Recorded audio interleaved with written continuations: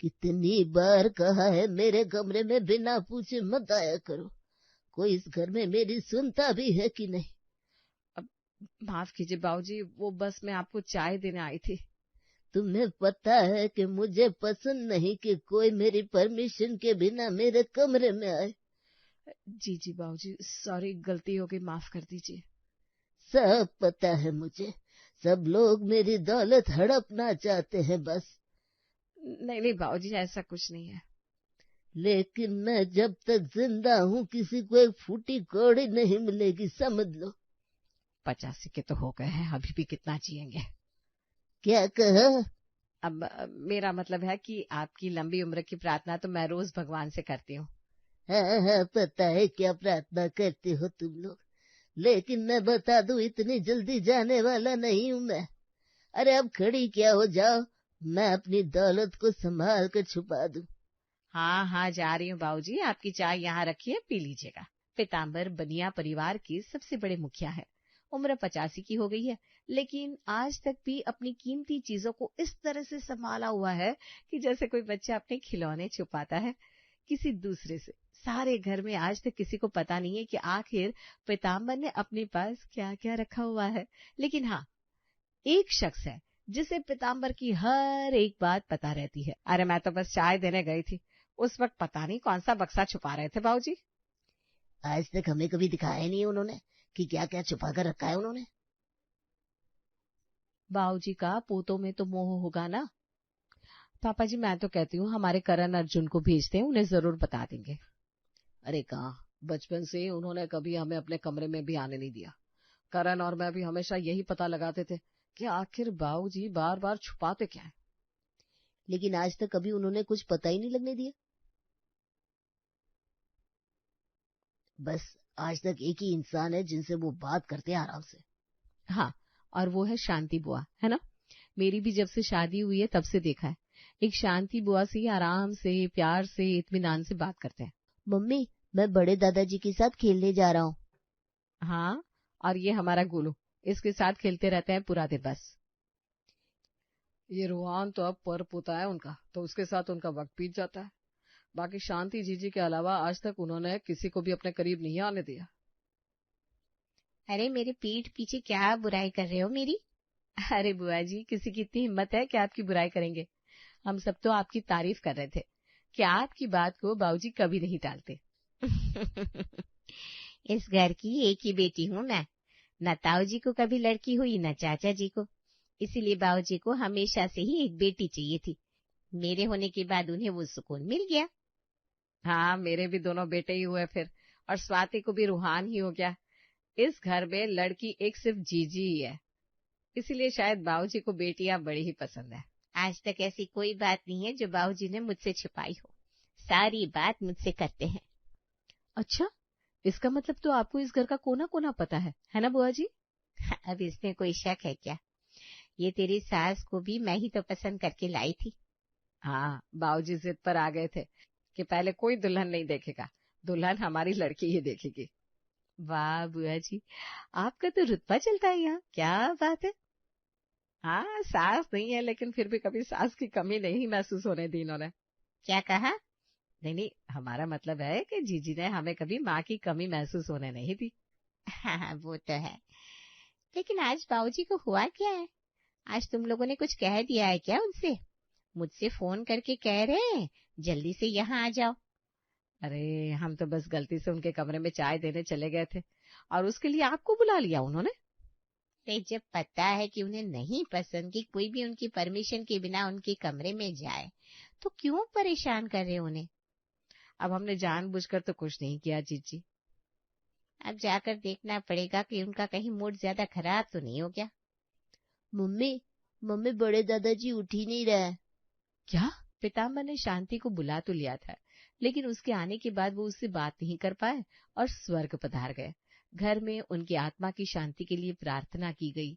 गांव से उनके कई सारे रिश्तेदार भी उन्हें श्रद्धांजलि देने के लिए आए थे, लेकिन सब कुछ खत्म होने के बाद अब उनका कमरा उनके बिना बड़ा ही सूना सूना सा लग रहा था। उनको पसंद नहीं था कि कोई उनके कमरे में आए, अब तो इस कमरे में आने पर कोई रोकता भी नहीं है। मैं तो उनसे बात भी नहीं कर पाई आखिरी समय में। अब ये कमरा इतना खाली लग रहा है कि काटने को दौड़ रहा है। बाबूजी की डांट की आवाज सुनने की इतनी आदत हो गई थी, अब कान तरस रहे उनकी आवाज सुनने को। रोहन तो इतना रो रहा था कि चुप ही नहीं हो रहा था, बड़ी मुश्किल से सुलाया उसको। लगता है बाबूजी को पता चल गया था कि वो हम सबको छोड़कर जाने वाले हैं, तभी उन्होंने शांति बुआ को यहाँ बुला लिया था। हाँ, वो कुछ दिन पहले ही कह रहे थे कि मेरी चीजों के बारे में सिर्फ तुझे पता है, किसी को बताना मत। अब तो उनका सब कुछ यहीं पड़ा है। हाँ, अब उनका कमरा साफ कर दो और क्या। हाँ, अब जाने वाले को तो कोई नहीं रोक सकते। माँ जी चलिए, हम उनका कमरा अच्छे से साफ कर देते। शारदा और स्वाति लग गई पीताम्बरी का कमरा साफ करने में। लेकिन मजे की बात ये थी कि उन्हें उस कमरे में एक भी कीमती चीज नहीं मिली जिसके बारे में पीताम्बर बात किया करते थे।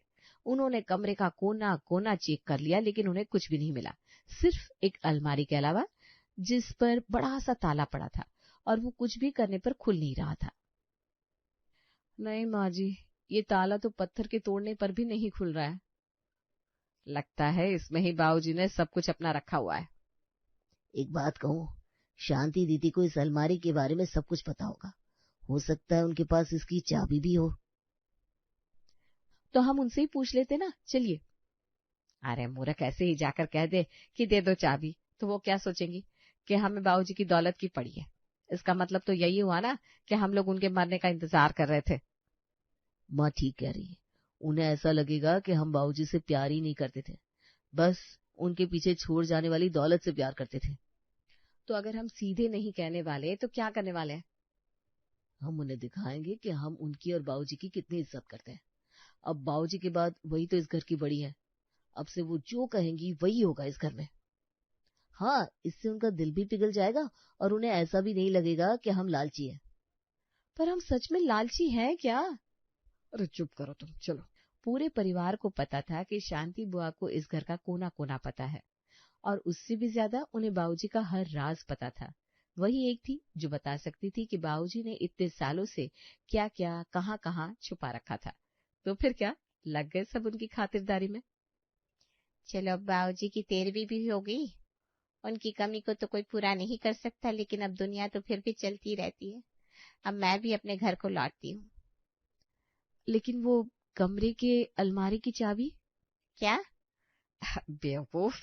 अरे जीजी, इसके कहने का मतलब है कि आप इस घर की खुशियों की चाबी है।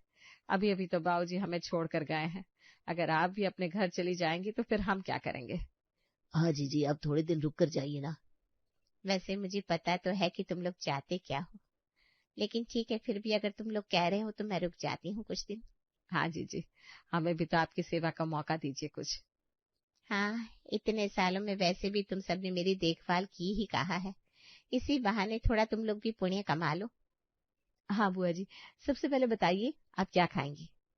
अब देखो, अगर मैं घर जाती तो अपनी सहेलियों को, पड़ोसियों को, अपने पिताजी की 13वीं का भंडारा जरूर खिलाती। अब तुम लोगों ने मुझे यहाँ रोक लिया है तो। अरे तो क्या हुआ दीदी, हम है ना। बताइए कितने लोगों को भंडारा खिलाना है, हम श्याम कैटरिंग वाले हैं ना, उनसे बनवा लेंगे। अरे नहीं नहीं, बाबूजी का भंडारा तो मैं खुद बनाने वाली थी। बाहर वाले शुद्धता का ख्याल कहाँ रखते हैं। वैसे 25-30 लोग हैं, उनका खाना तो मैं अकेले बना ही सकती हूँ। 25-30 लोग? फिर तो आप ही बनाइए बुआ जी खाना। चुप कर, चाबी चाहिए कि नहीं? ठीक है, कोई बात नहीं। अगर अरे जीजी, अगर मगर की कोई बात ही नहीं है, मैं और स्वाति मिलकर सारा खाना बना लेंगे, आप चिंता मत कीजिए। बना लोगे ना? देखो, एक तो कढ़ी चावल बनाना, साथ में आलू की भुजिया बना लेना, रोटियां तो बनेगी ही, और बस मीठी बूंदी बना लेना, और ज्यादा कुछ नहीं।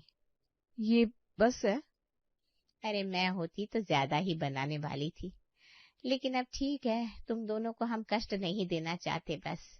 हाँ हाँ दीदी, हो जाएगा हो जाएगा। शारदा ने हाँ तो कह दिया, लेकिन अगले दिन उसने अपने पति, दोनों बेटों सहित सबको काम पर लगा दिया। अरे मम्मी, हमसे क्यों काम करवा रही हो? क्यों, खजाना मिलेगा तो क्या हम अकेले ही लेंगे क्या? अगर सब लोग मेवा खाएंगे तो सेवा भी सब लोग मिलकर ही करेंगे। हमने जिंदगी में अकेले घर के लोगों का खाना नहीं बनाया, आज देखो 25-30 लोगों के लिए रोटियां बना रहे। अरे अगर अमृत चाहिए तो उससे पहले विष तो पीना ही पड़ता है। चलो लग जाओ सब काम पर। अरे जरा ये देखो, आलू की कटिंग सही है ना? लगता है पापा को कुछ ज्यादा ही मजा आ गया। लीजिए पापा, हमारा भी काम कर दीजिए। अरे चुप रहो और जल्दी से काम करो। सब लोगों ने मिलकर शाम तक आखिर में भंडारा तैयार कर ही दिया और बुआ जी बड़ी खुश भी दिखाई दे रही थी। लेकिन पीताम्बर जी की बेटी से इतनी आसानी से कोई चाबी कहाँ ही हासिल कर सकता था। अभी तो घर वालों को काफी पापड़ बेलने बाकी थे। मैं क्या कहती हूँ, आपने बात की क्या जीजी से चाबी के बारे में? अरे कहा कैसे बात करूं? अब सीधा सीधा थोड़ी ना बोल सकता हूँ कि बाबूजी के कमरे की चाबी तो उन्होंने क्या रखा है वो हमें लेना है। पापा कुछ अलग तरह से बात करिए ना, देखिए तो सही बुआ जी क्या बोलती है।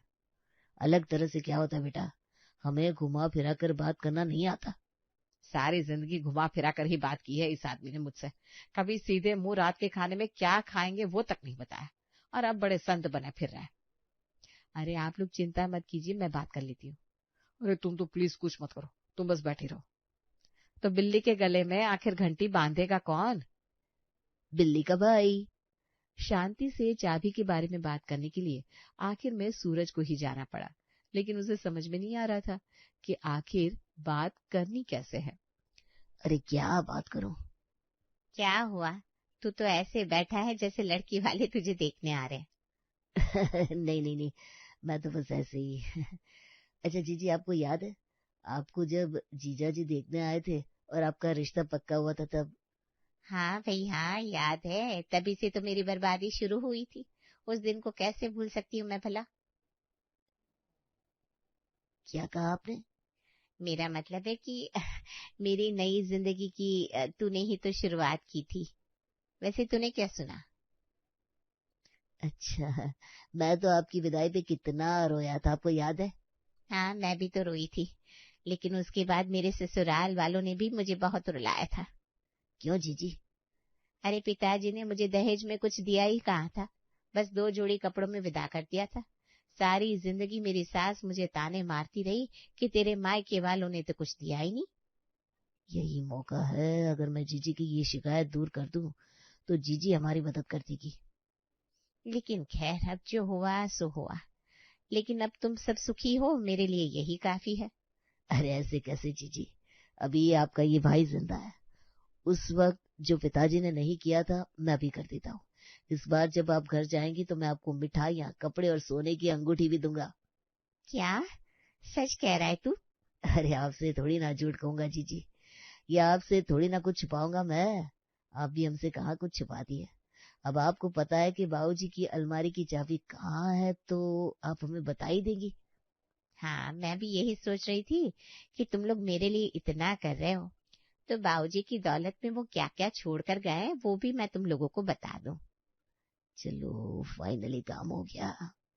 आखिर में बुआ जी के ऊपर जो पापड़ बेले जा रहे थे वो काम आ ही गया। बुआ जी ने आज फैसला कर लिया था कि आज वो बाबूजी की वो अलमारी खोलेंगी जो उन्होंने कभी किसी को नहीं दिखाई थी। आओ आओ सब लोग यहाँ आ जाओ, देखो बाबूजी ने आखिर क्या क्या रखा है यहाँ, ये देखो। लगता है बाबूजी ने बहुत कुछ रखा है। शांति जीजी को सब कुछ पता है कि कहाँ क्या क्या पड़ा है ना? ये देखो उनकी लुंगी, ये गांधी जी के जमाने की है, देखा कितनी कीमती है। लुंगी? ये कीमती है? अरे रुको, अभी तो मैंने शुरू किया है, सब्र करो जरा। हाँ हाँ, अभी गहने, जमीन के कागज वगैरह सब निकलेंगे, देखना तुम लोग। ये देखो बाबूजी का चश्मा, ये पता है उनको पेरिस से उनके दोस्त ने भेजा था। देखो कितना कीमती है ये। और यही नहीं, ये उनके नहाने की बाल्टी है। ये कोई आम बाल्टी नहीं है, इसमें अंग्रेज नहाया करते थे। देखो अब ये सब कुछ अब तुम लोगों की अमानत है। उनकी सारी दौलत, उनकी सारी कीमती चीजें अब तुम्हारी हुई। मैं तो बस जो सूरज मुझे दहेज में देने वाला है वही लेकर यहाँ से चली जाऊंगी। इस खजाने के लिए हमने इतने पापड़ बेले थे? मैंने तो पहले ही कहा था कि बुआ जी से साफ साफ पूछ लेते हैं। अब खजाना भी नहीं मिला और बुआ जी को दहेज अलग से देना पड़ेगा। बाबूजी। सूरज ने बुआ जी से जो वादा किया था वो तो उसे निभाना ही पड़ा। उसने कपड़े, मिठाई और वादे के अनुसार सोने की अंगूठी भी उनको दे दी और उसके बाद सर पकड़कर बैठ गए। अब सर पकड़ने से क्या होगा? खाया पिया कुछ नहीं, ग्लास टूटा 12 आना। मुझे तो समझ में नहीं आ रहा कि बाबूजी इतने सालों तक ये हमसे छुपाते आ रहे थे। हाँ, और बुआ जी इस घर का कोना कोना जानती थी, फिर भी उन्होंने हमें फंसा लिया अपने जाल में। चलो अब छोड़ो, ये भी बाबूजी की यादें हैं, हमें संभाल कर रखनी चाहिए। आखिर बाबूजी इस घर के बड़े थे। अरे रूहान कहाँ है भाई? वो तो आज सुबह से ही बाबूजी के कमरे में बैठा है, वहां से आ ही नहीं रहा। रुहान, अब आ जाओ बेटा। ये लो मम्मी। ये क्या है रुहान, कहाँ से लाई ये बक्सा? बड़े दादाजी ने मुझे ये बहुत पहले दिया था, कहा था अगर मैं चला जाऊं तो ये मैं आप सबको दे दूं बड़ी बुआ के जाने के बाद। लेकिन ला मुझे दे। इसमें तो गहने हैं, और ये क्या है? ये दादाजी ने गांव में रूहान के नाम पर जमीन रखी है, उसके कागज है। इसका मतलब बाबूजी ने जीजी को नहीं, रूहान को सब कुछ बताकर रखा था। कभी हम जो देखते हैं वैसे होता नहीं है। पीताम्बर जिंदगी भर चाहे अपने बच्चों से सब कुछ छुपाते रहे हो, लेकिन उसके पर पोते को इस घर का कोना कोना पता था, जो रिश्तों की निश्चलता को दर्शाता है। मंजू आज बहुत ज्यादा खुश थी क्योंकि उसके बेटे का रिश्ता जो तय हो गया था। वो अपनी खुशी अपनी पड़ोस में रहने वाली सहेली वैजयंती को बताती है और अरे मैं क्या बताऊं वैजयंती, मैं तो बहुत ज्यादा खुश हूँ। अब तो मेरा बेटा भी शादी करके सेटल हो जाएगा। हाँ मंजू, और मैंने तो ये भी सुना है कि तेरी बहू बहुत ज्यादा खूबसूरत है। क्या बात है, अब तो चांद के बाद तेरी बहू ही पूरे मोहल्ले में चमकेगी। हाँ ये बात तो है। अब पूरे 1 साल लगा है मुझे मेरी बहू को ढूंढने में, तो कोई ऐसी वैसी लड़की को मैं अपने घर बहू बनाकर थोड़ी ना लाऊंगी। वैसे तेरी बहू के पिताजी क्या करते हैं? कोई बहुत बड़ा बिजनेस है क्या उनका?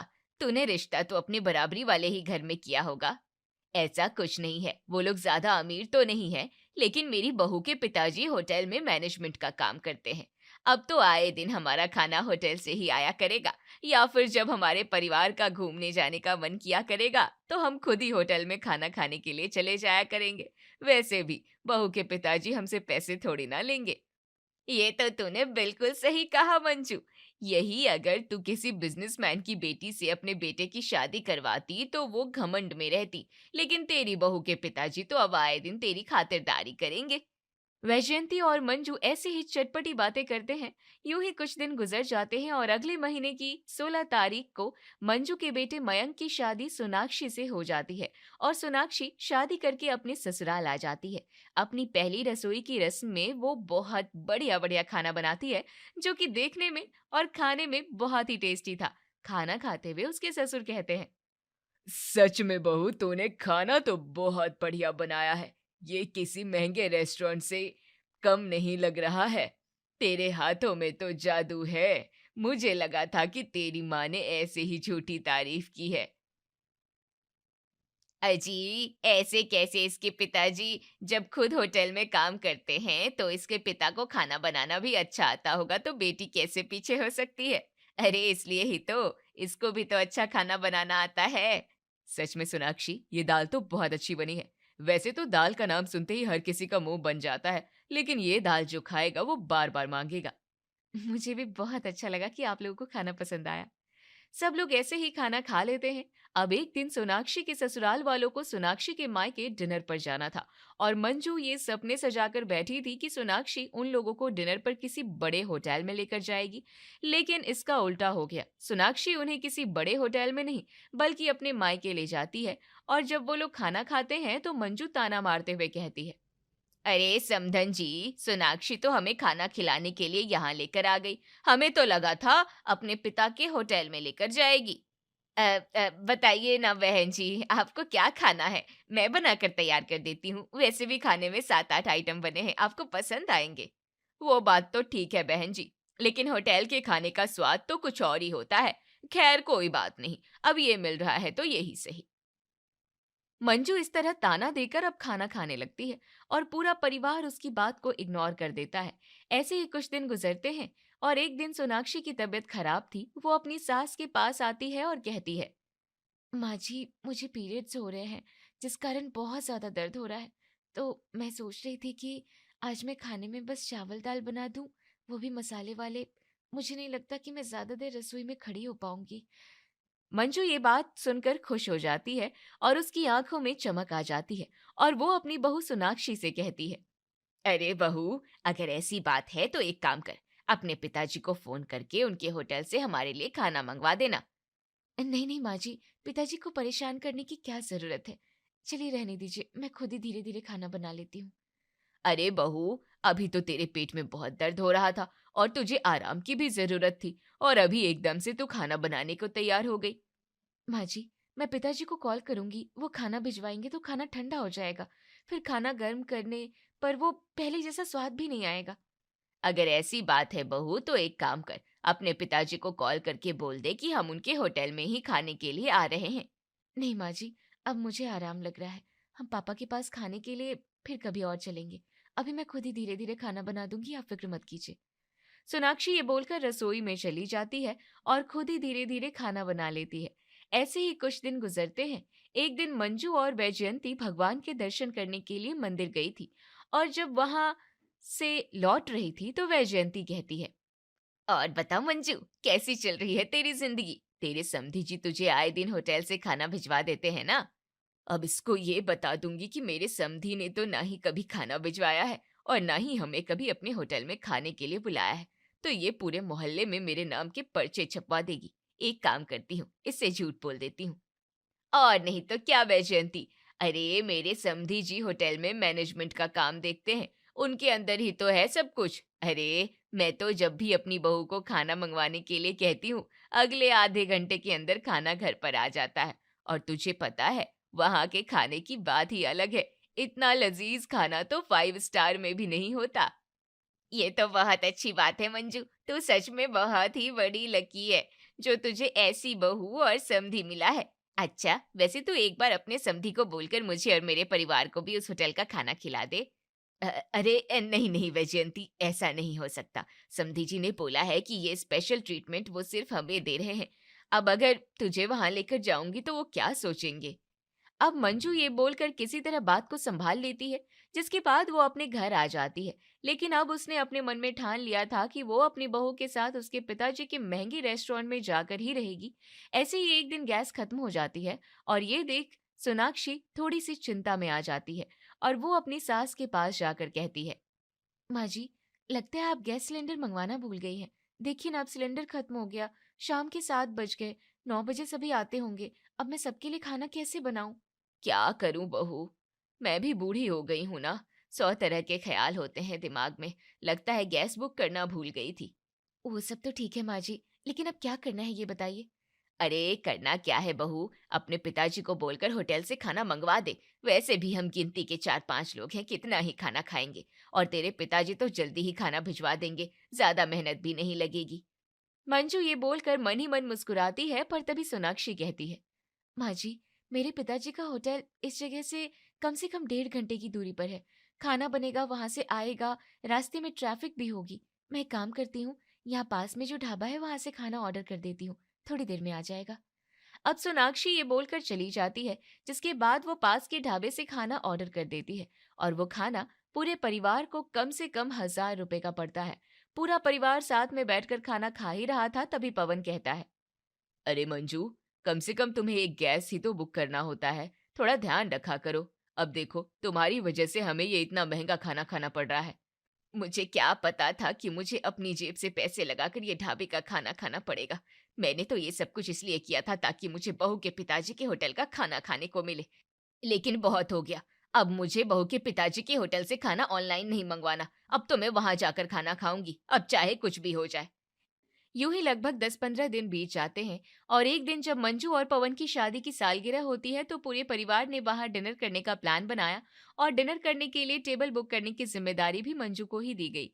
जैसे ही वो होटल पहुंचे तो वहां मैनेजर ने कहा, जी माफ कीजिए, आपका तो कोई टेबल यहाँ पर बुक नहीं है। आप लोगों को कोई गलतफहमी हुई है। अभी हमारी सारी टेबल बुकड है। टेबल खाली होने में कम से कम 3-4 घंटे लगेंगे।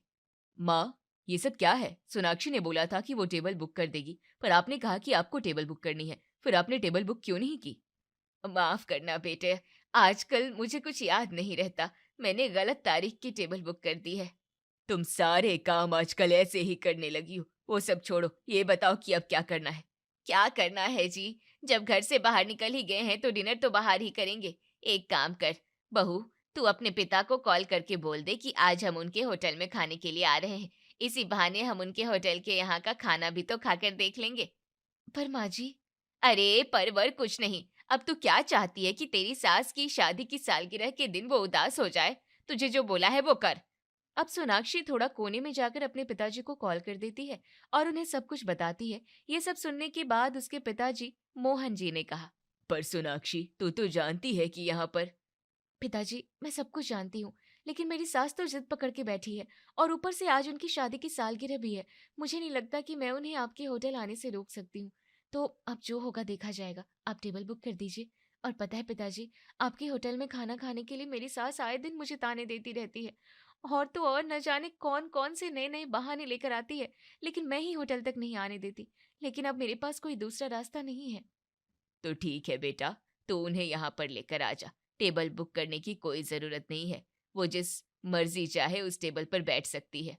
मोहन ये बोलकर कॉल कट कर देता है, जिसके बाद सोनाक्षी भी अपने पिताजी के होटल का एड्रेस उसके घर वालों को बता देती है। थोड़ी ही देर में मयंक गूगल मैप पर होटल की लोकेशन लगाकर सोनाक्षी के पिताजी के होटल के बाहर गाड़ी लगा देता है। और जैसे ही मंजू ने होटल को बाहर से देखा तो वो बोलती है, तौबा तौबा, ये होटल है क्या? बाहर से देखने पर तो कोई भूत बंगला लग रहा है। ऐसा लग रहा है कि सालों से यहाँ पर कोई आता जाता नहीं है। माँ जी, अगर आप चाहें तो कहीं और भी चल सकते हैं। नहीं नहीं, मुझे तो यहीं पर खाना खाना है। और वैसे भी कई आलीशान होटल बाहर से बेकार दिखते हैं, लेकिन अंदर से कितने सुंदर होते हैं। मंजू अपने परिवार को लेकर सोनाक्षी के पिताजी के होटल के अंदर दाखिल होती है। होटल दिखने में किसी पुराने घर या खंडर जैसा लग रहा था। वहाँ टेबल और कुर्सियां भी लोहे की थी। वो बिल्कुल भी आरामदायक नहीं थी। टेबल पर गंदगी पड़ी थी, जिसे देखकर ऐसा लग रहा था जैसे मानो कई दिनों से साफ नहीं हुई थी। थोड़ी देर बाद वहाँ मोहन आता है और सोनाक्षी के परिवार वालों से कहता है, अरे समधी समधन जी, आप दोनों को शादी की सालगिरह की बहुत बहुत शुभकामनाएं। आइए आइए बैठिए। हाँ हाँ, बैठ ही जाएंगे। वैसे भी पूरा होटल ही खाली पड़ा है, कहीं पर भी बैठ सकते हैं। क्या ही फर्क पड़ता है, कोई बात नहीं। हो सकता है कि होटल खाली हो लेकिन खाना अच्छा हो, मुझे तो खाने से मतलब है ना। होटल चाहे जैसा भी हो, मुझे इस बात से क्या लेना देना। मंजू ये बोलती है, जिसके बाद पूरा परिवार एक ही टेबल पर बैठ जाता है। मंजू की कुर्सी किसी झूले की तरह हिल रही थी, जिससे मंजू को डर लग रहा था कि कहीं वो गिर न जाए। पर वो इन सबको इग्नोर करके मेन्यू उठाती है और नाम पढ़ते हुए अपने मन में कहती है, बाप रे बाप, ये कैसे डिश के नाम है? आलू धनिया, टमाटर धनिया, मटर धनिया। यहाँ तो हर सब्जी में धनिया डाला गया है। क्या मंगाऊं समझ में नहीं आ रहा। ये होटल है या धनिये का बाजार? मंजू ये सब सोच ही रही थी कि तभी मयंक कहता है, यहाँ तो धनिया की बहुत तरह की वैरायटी है। जरूर यहाँ पर धनिया वाली स्पेशल सब्जी मिलती होगी। वेटर, एक काम करिए, आप धनिया पुदीने की चटनी, आलू धनिया, धनिया के पराठे और धनिया का रायता लेकर आ जाइए। बाकी किसी को कुछ चाहिए होगा तो हम बाद में ऑर्डर करते हैं। वो वेटर ऑर्डर लेकर चला जाता है, लेकिन उन लोगों की टेबल रसोई के बहुत पास थी। जैसे ही वो लोग अंदर सब्जी को तड़का लगाते हैं, मंजू को खांसी उठने लगती है और खांसते हुए वो जैसे ही पानी की बोतल उठाती है तो वो पहले से खुली हुई थी। अरे ये क्या, ये बोतल तो पहले से ही खुली हुई है और कितनी गंदी हो रही है। माँ जी छोड़ दीजिए, ये ग्लास में पानी है, आप इसे पी लीजिए। सोनाक्षी ने ये बोलकर जैसे ही पानी का ग्लास अपनी सास मंजू की तरफ बढ़ाया तो वो ग्लास भी थोड़ा टूटा हुआ था और गंदा हो रखा था, जिसे देख मंजू ने कहा, बाप रे बाप, लगता है इस होटल में बर्तन गुस्से से धोए जाते हैं, तभी ये किनारे से टूट रहा है। और तो और इतने गंदे हो रहे हैं। कोई बात नहीं बहू, मेरी खांसी खुद ब खुद ऐसे बर्तन देखकर ही चली गई है। अब मुझे पानी नहीं पीना। थोड़ी ही देर में वेटर उन लोगों का ऑर्डर लेकर आ जाता है और जब मंजू खाने की शक्ल देखती है तो कहती है, कितना गंदा खाना है। इस तरह का खाना कोई खाता है क्या? इसे तो देखकर ही खाने का मन नहीं कर रहा। मंजू की ये बात सुनकर सोनाक्षी के सब्र का बांध टूट जाता है और वो अपनी सास से कहती है, माँ जी, आप ही को तो मेरे पिताजी के होटल में आकर खाना खाना था ना, और बस इसलिए तो आप हमेशा मुझे ताने दिया करती और आए दिन नए नए बहाने बनाया करती थी। लीजिए, आज मैंने आपका ये सपना पूरा कर दिया और आप अब खाना खा लीजिए, ठंडा हो रहा है।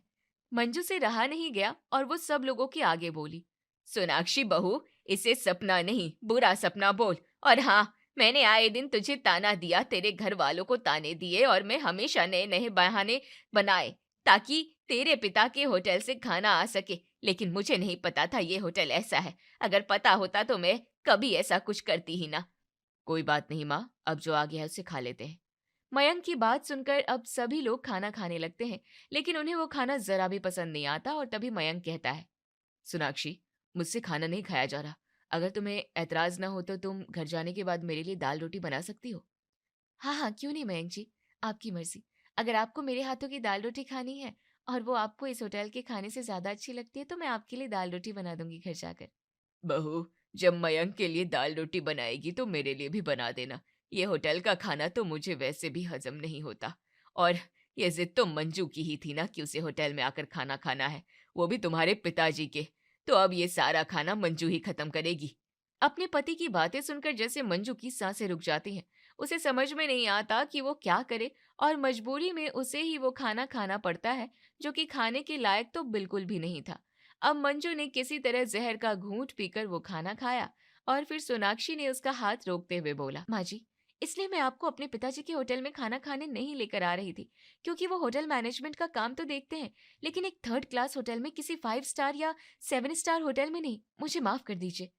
नहीं बहू, मेरी गलती है। मैंने तुझे कुछ ज्यादा ही परेशान कर दिया और रोज रोज बस इसी जिद पर अड़ी रही कि तू अपने पिताजी से खाना मंगवा या फिर हमें उनके होटल ले जा। माँ जी, मुझे भी आपको ये सारी चीजें पहले ही बता देनी चाहिए थी। मुझसे भी गलती हो गई। चलिए, अब हम यहाँ से चलते हैं और किसी अच्छी जगह जाकर खाना खाते हैं या फिर घर चलते हैं। मैं खुद ही खाना बना दूंगी। माफ करना, मेरी वजह से आपकी शादी की सालगिरह खराब हो गई। मंजू के चेहरे पर अब एक छोटी सी मुस्कान आ जाती है, जिसके बाद पूरा परिवार उस 3rd क्लास होटल से निकल जाता है।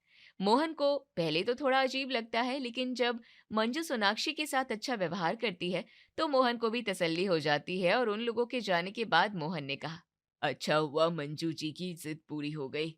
अब कम से कम वो सोनाक्षी से बार बार होटल में खाना खाने की जिद तो नहीं करेंगे। वैसे क्या मेरे होटल में सच में धनिया की बदबू आती है? मैंने तो कभी इस बात पर गौर नहीं किया। शायद मेरी नाक को ही धनिया की आदत हो गई थी। मोहन ये बोलकर मुस्कुराता है और फिर से अपने कामों में लग जाता है।